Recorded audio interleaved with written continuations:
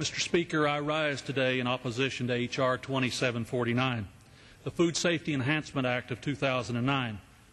Let me begin by saying that yesterday members from both sides of the aisle rejected the bill that was attempted to be rushed through Congress. Yet today we find ourselves considering the same legislation under a closed rule. Once again, we are barred from offering amendments. I simply have to ask, what's the majority leadership afraid of? We have said before, and I will continue to say again today, this country has the safest food supply in the world. Does that mean that there isn't room for improvement? No. Does that mean that we shouldn't continue to examine our regulatory systems and find ways to make it better? No. I don't think there is a single member of Congress who wouldn't support reasonable proposals that improve the safety of what is already the safest supply of food in the world. But this legislation is woefully inadequate. It fails to achieve what we are all seeking for our consumers, an improved food safety system.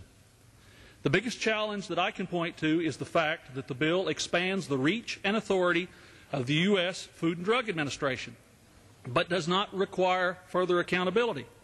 This legislation does not require FDA to spend any additional funds on the inspection of food.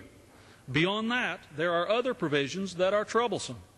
One in particular would mandate that FDA to set on-farm production performance standards. I'm stunned that more people are not outraged by this concept, that the federal government will tell our farmers and ranchers how to do something that they've been doing since the dawn of mankind.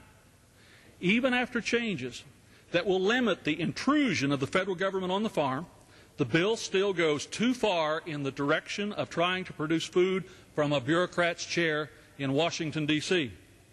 There remains a host of other problems with this bill.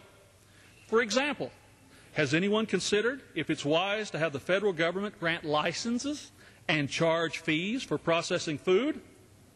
This would mean that the federal government could arbitrarily withdraw that license for technical violations of the law that ultimately would shut down an operation. Has anyone even considered the consequences of the provisions of this bill? Has anyone thought about how this would increase the cost of food for consumers and force food production out of the country? Furthermore, the bill's quarantine authority allows FDA to quarantine the entire nation if there's evidence or just simply justification or information that a food commodity poses a health risk. No consideration is given to economic losses suffered by food producers, processors, distributors. In particular, if the FDA ultimately lifts the quarantine because it was wrong, the agency has no obligation, no authority, or means to indemnify producers for their losses. Mr. Speaker, let me revisit my original point. We have the safest food supply in the world. We need to constantly work to improve our food safety system.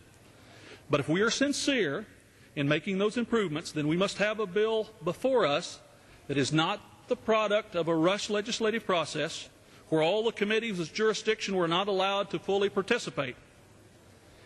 Yesterday, with the votes of members of both sides of the aisle, we rejected that process. And today we find ourselves considering the same legislation under a closed rule, once again barred from offering amendments. I repeat, what is the majority afraid of?